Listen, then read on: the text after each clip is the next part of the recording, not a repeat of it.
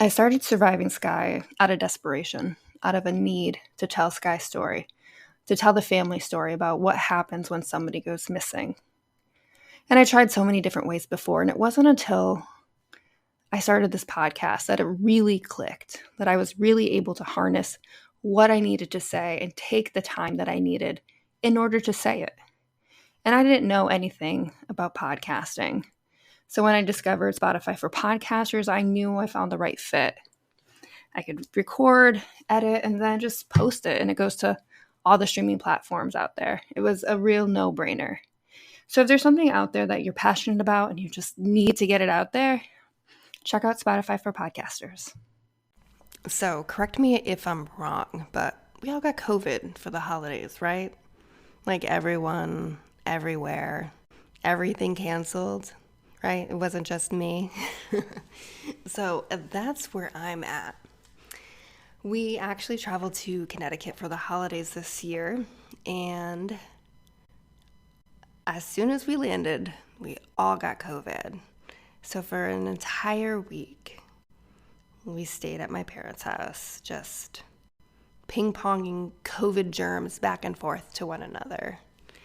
Needless to say, the trip has been a success. Currently, I am not at my parents' house. We needed a break from that space. So I am able to actually just sit and think for a second and take a time to actually do this. And this is funny because it's a week I needed to do a therapy session. And obviously because of travel, things come up, and I had a virtual session scheduled, and I was sick and she was sick, so things have fallen through the cracks. And what a week it has been. And it's not just COVID, it's traveling, it's staying with my parents, staying in my sister Skye's bedroom while we stay at my parents', and then also my mother's mother, my grandmother, was just moved into a convalescent home, and all of this happened literally within a week. It's been a lot. And also just dealing with being back in my hometown, being back in the home that I grew up in, and trying my hardest not to shift into old habits. And it's hard.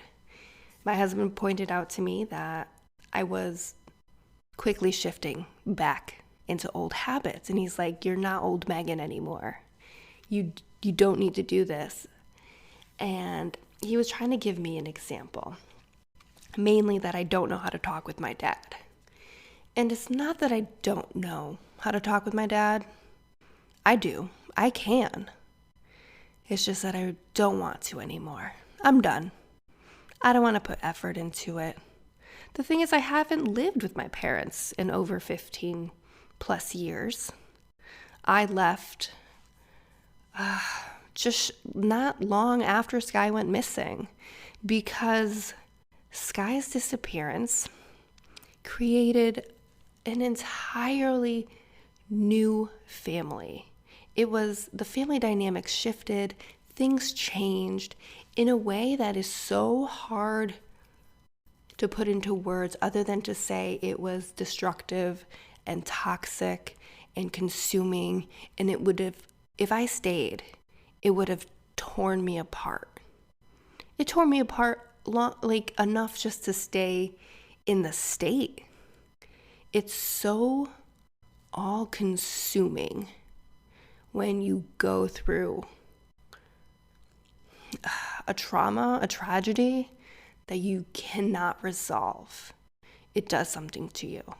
And it changed the house I grew up in. It changed the dynamic because it changed the people so profoundly that live there that everything else transforms too. It's grotesque in a way. Everything in there just takes up so much space that it consumes you. the things my dad does, I swear, I'm not exaggerating, he has been in a recliner for the past 15 years.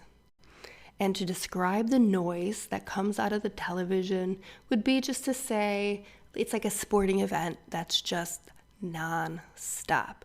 It's so much noise that the noise takes up space. There's no place to go in there. There's no place to hide. You're constantly bombarded with just chaos and being overstimulated and overwhelmed. And for him, it's probably to drown out his trauma and his pain, because he's never done anything about it. Never. So to be in that space, I feel like I'm physically drowning on dry land. It's intense. And actually, since we're not staying there tonight, when we got into the new space that we're at right now, my husband's like, do you feel that? Do you feel lighter? Do you feel like you can breathe? He's like, it's haunted. I'm convinced your parents' house is haunted. I don't know by just ghosts. I don't know if Skye came back and put a curse on the house, but it's definitely haunted by just the unresolved trauma of what my family has gone through. And it's crazy. It's crazy. And it's also the holidays. So you may be wondering, how does one celebrate or acknowledge a missing person? You know? I'll tell you how we do it. We don't. It's insane. Nobody talks about it.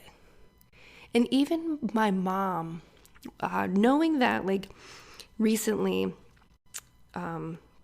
getting the news that we may have to go to Japan to give DNA, my mom was so overwhelmed by what's been happening, rightfully so,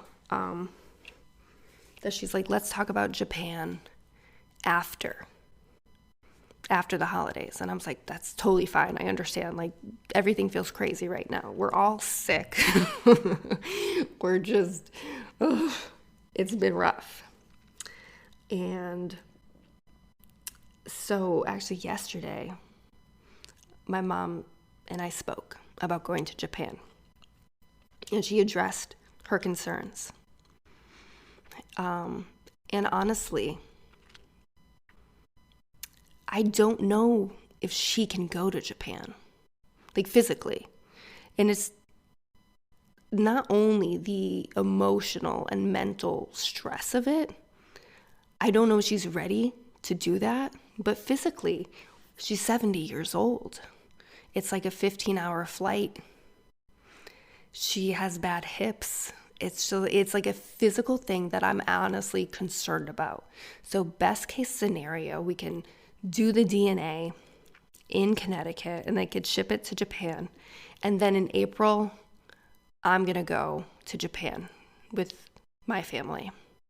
And we're going to tackle whatever needs to be tackled then. Because the reality is my mom is terrified. And she also admitted that she hadn't said a word to my dad about it because she's terrified of it. Do you understand that, guys? My mom is terrified to bring up the idea. A desire that she does want to go to Japan, but to bring it up to my dad because my dad will fight her on it. My dad, the father of Skye. This is like the energy that we're dealing with. Somebody who's never resolved. And she was terrified in also the sense that the finances, how is it going to be covered? And she's like, are you going to do a GoFundMe? And I was like, once we know what we're working with, I was like, yes, I will do that. And honestly, guys, it would be the only way my mom would go. Because my dad would tell her that she can't go because of the money.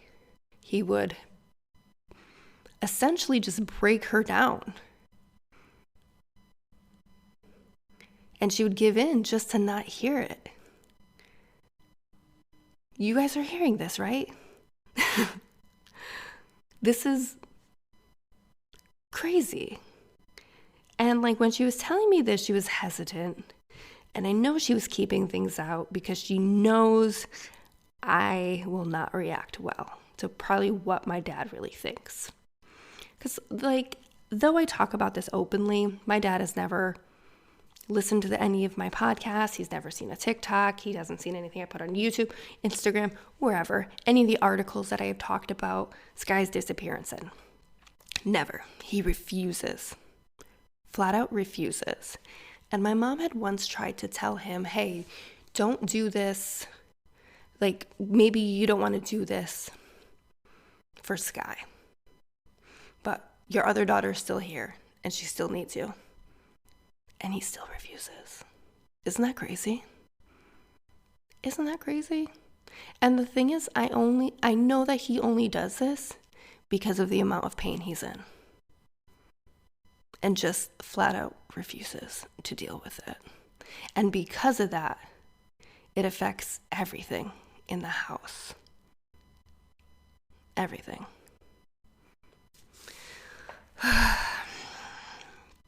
Side note, I know I talk about the energy of the house, but while my husband was getting ready one morning in my sister's room after taking a shower, he watches the door open.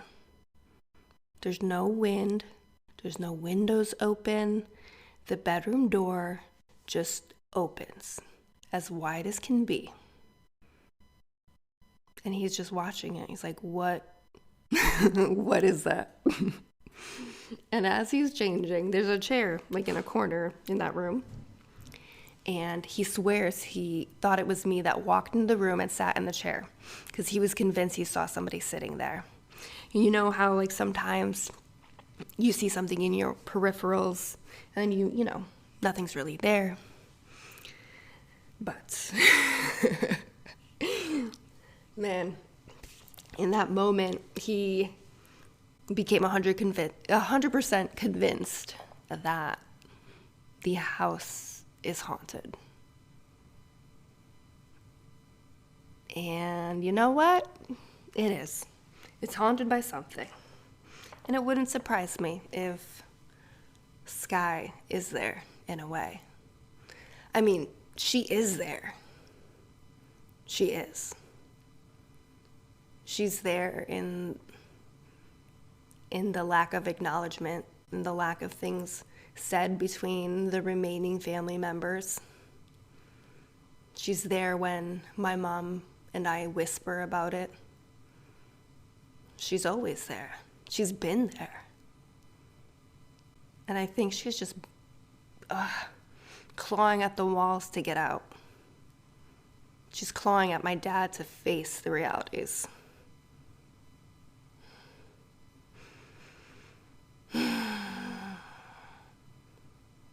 So that's the holidays. That's the holidays when somebody goes missing. For a family that can't talk about it. And I feel like that's why I double down so hard. I haven't posted as much in the past few weeks, obviously because of travel and sickness. But man, this next year, 2024, yo, my friends, we're going to Japan. I'm sick. I'm sick of it. We're going. I'm going to figure out the logistics, and it's going to be a fucking healing adventure. Whether or not my mom can go, I'm going. And I'm taking you with me. I hope you know that, guys. I'm not doing this alone. My husband will come with me. I'm still debating on whether to bring my 5-year-old, but you're definitely coming with me. All of you. Everybody out there that listens, you're coming with me. We're doing this together. We're going to get answers. We're going to get some healing. I don't know about closure, but like, we're going to do some shit. I'm excited about that. Because I can't do this.